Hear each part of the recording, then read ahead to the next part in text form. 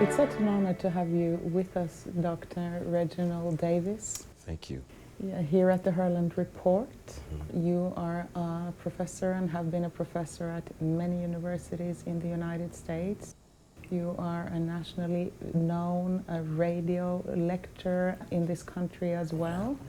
And you are a man who's also a pastor in one of the oldest churches in America, First Baptist Church of Virginia. Yes.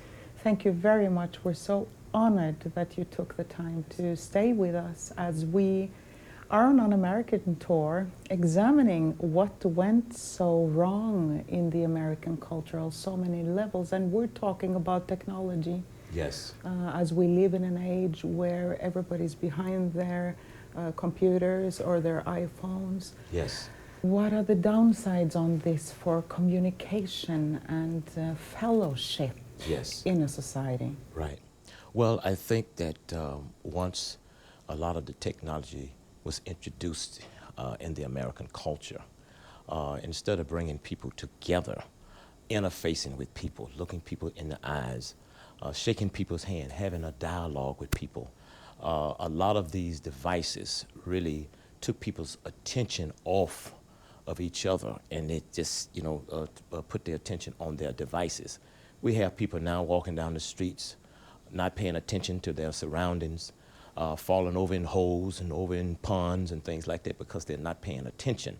So technology has its positive component and it also has its negative component.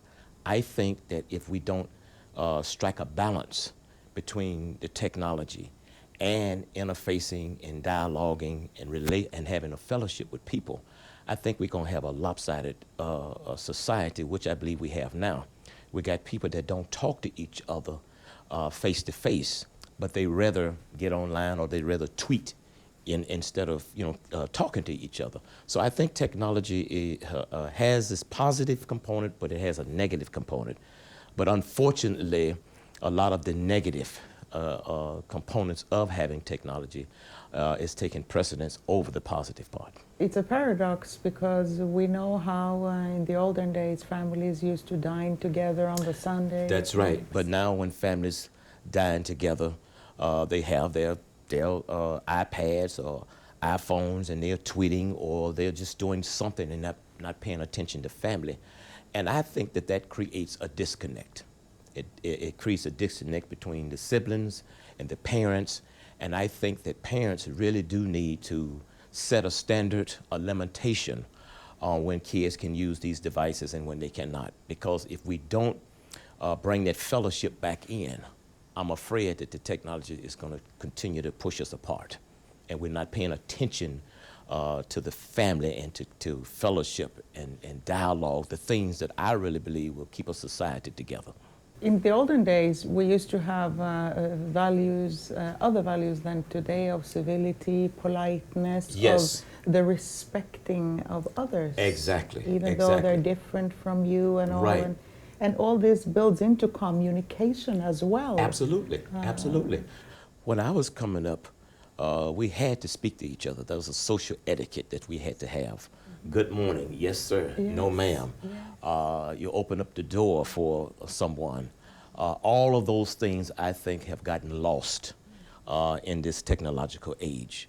But you're right that the respect part, how you treat one another, how do you interact with someone different from you, those things I think have gotten lost, and we are worse off because of it. Because it's something you have to learn. I was born and raised in Africa. Right. And back in Africa, I mean, it's really, really strict. You're taught so precisely how to dress, how to show respect for others through the way you dress, how to address others, how to eat with a knife and fork, obviously. And, and you know, all these things that had to do with politeness and civility. All of these things stem from the home. And the home is where your parents taught you how to act in society. And like, you know, the scriptures always say that charity starts at home and then it spreads abroad. respect, dignity, how to treat people, how to talk to people, all of those things start from home and then it spreads abroad. But if there is an attack on the family, or if the family is not where it used to be, then we see that this is the results we have in a society. And technology, instead of helping bring that family together, technology is just, you know, like I said, it's pushing us apart. Kids can go in their rooms with their particular computers, laptops, and things like that, and there's never any interaction between even family members. And so therefore, I think we are missing sitting down as a family, and we have introduced this technology within the family.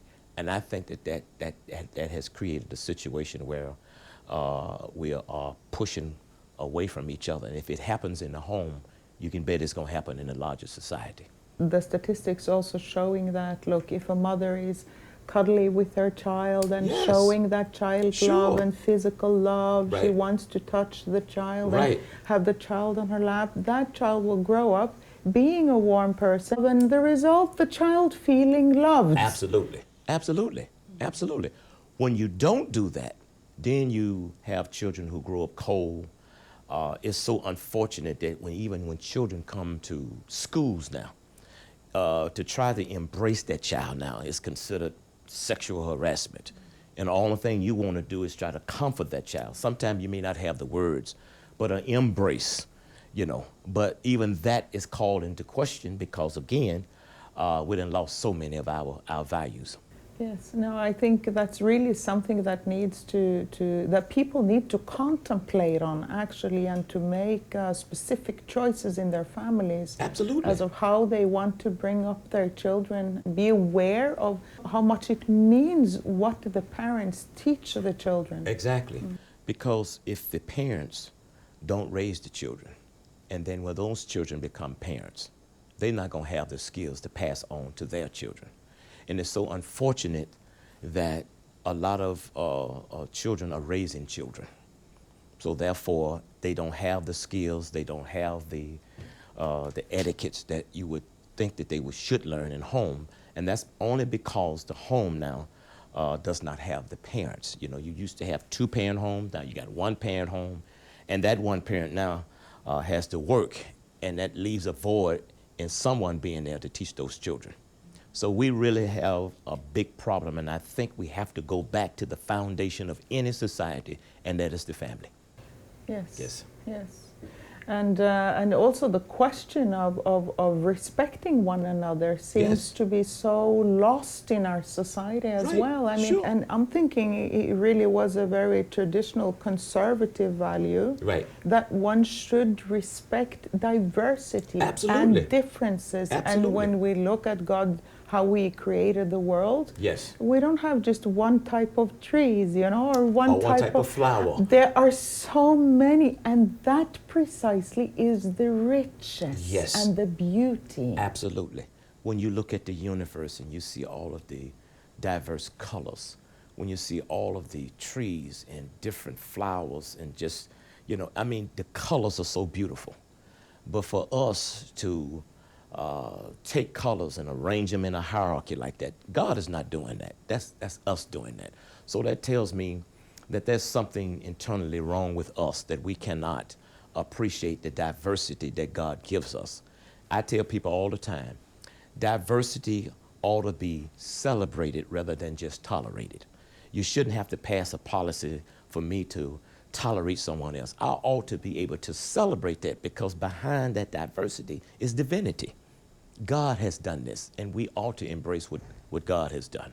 So if we're going to get back to a civilized society, if we're going to get back to family, then we're going to have to get back to the origin of it all. We got to go back to God. We got to go back to those principles and values that we learn in Scripture, that we learn in church. And then we just can't talk about those values. We're going to have to start demonstrating those values. And in the midst of all what's going on, I still believe that God keeps a remnant in every group, in every society. And so that remnant eventually will have to rise up and be the example for the many. Can you explain to us the role of the family? How should the family then be, since we live in a society where we've lost so many of the values? Yeah. Well, take my home, for instance. I grew up in a home. I had a father and I had a mother, the product of 7 siblings. I'm the baby of the whole family.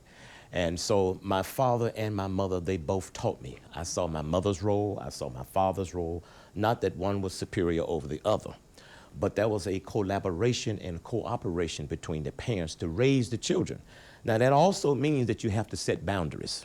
That means that you have to say yes sometimes, and it means you have to say no sometimes. In setting boundaries, you're helping the child to understand that I'm not going to get what I want in life every time I want it.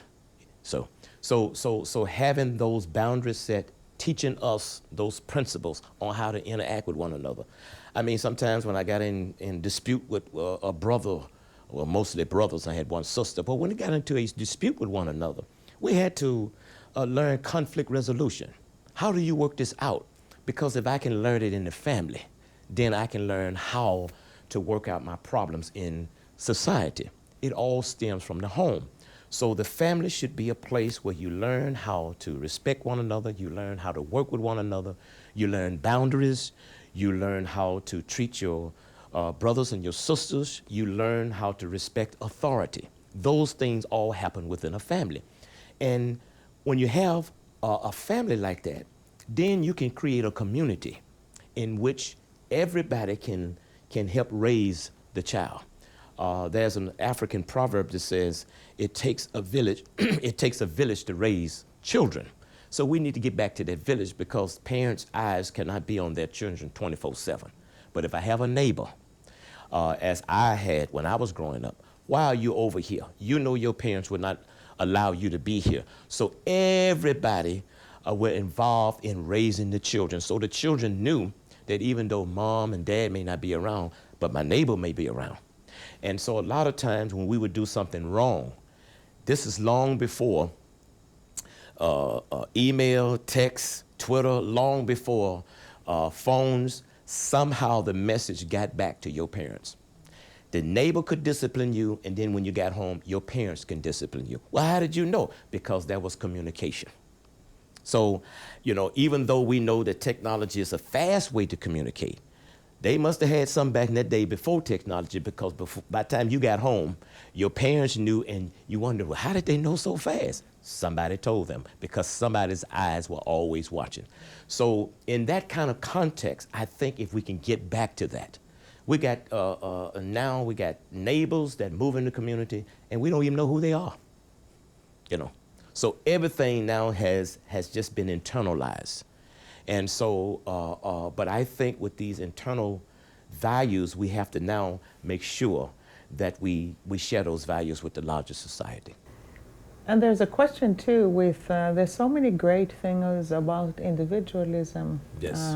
Look, you have to take responsibility and you own, you know, whatever, Right. wherever you work, Mm-hmm. you know, the wages are yours and you're on your own, Right. an individual. Right.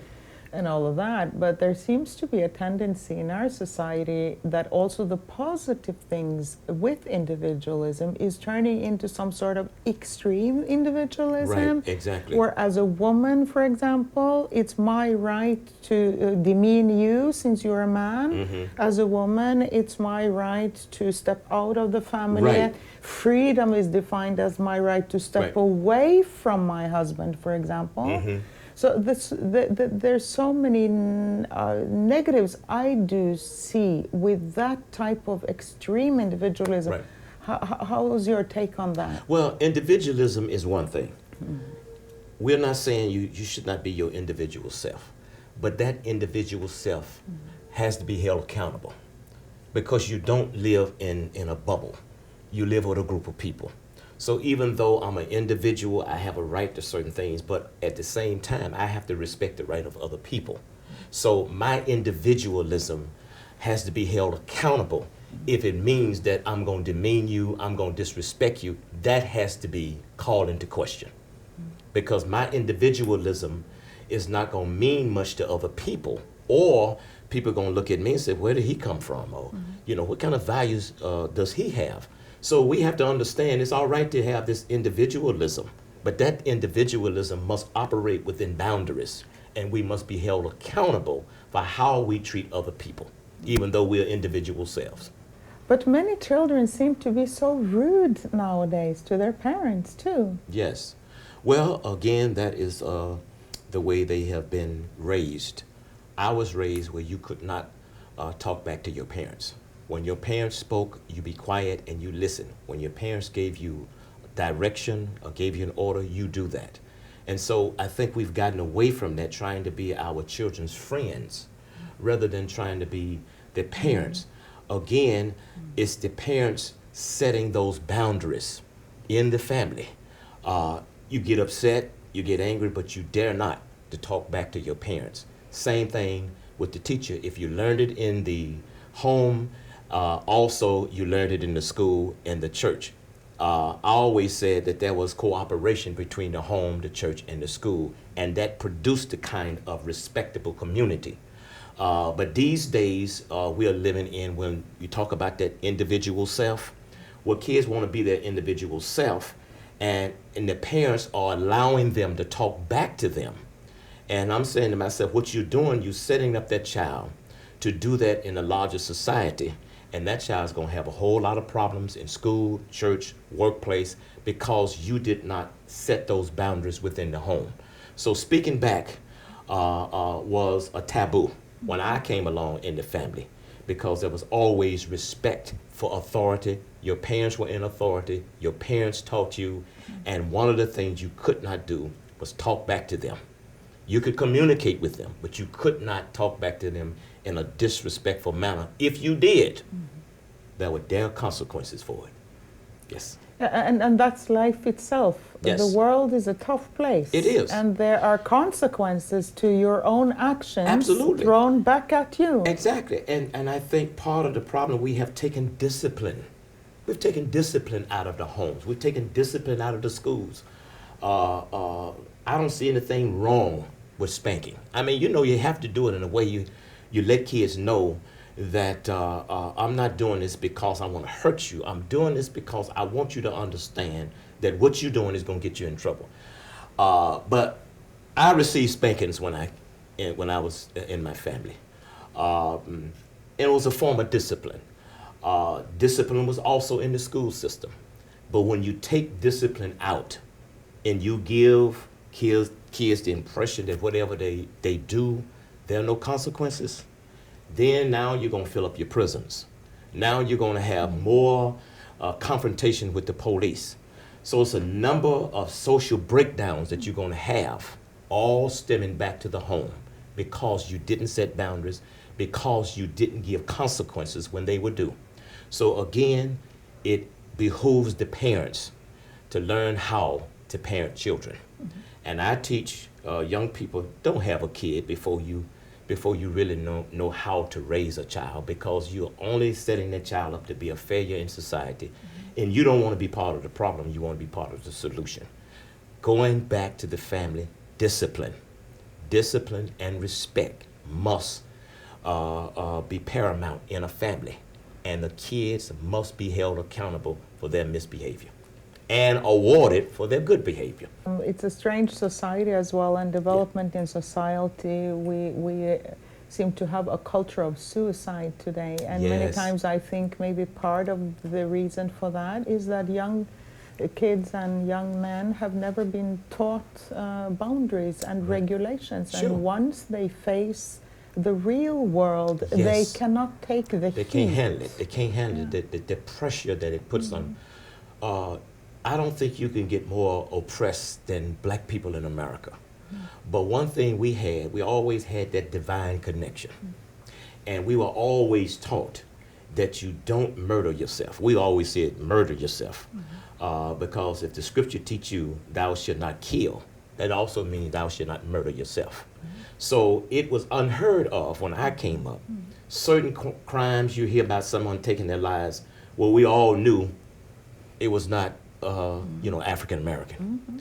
That's only because of the way we were raised. We were raised that, oh, you're going to have hard times, but you learn how to deal with your hard times. And out of that, you grow. You know, out of struggle, you begin to grow. You begin to know how to handle yourself, because you really won't know yourself until you have those struggles in life. But if you had an easy life, everything given to you, but when you're facing that later on in life, you just don't know how to handle that. And some people check out by committing suicide.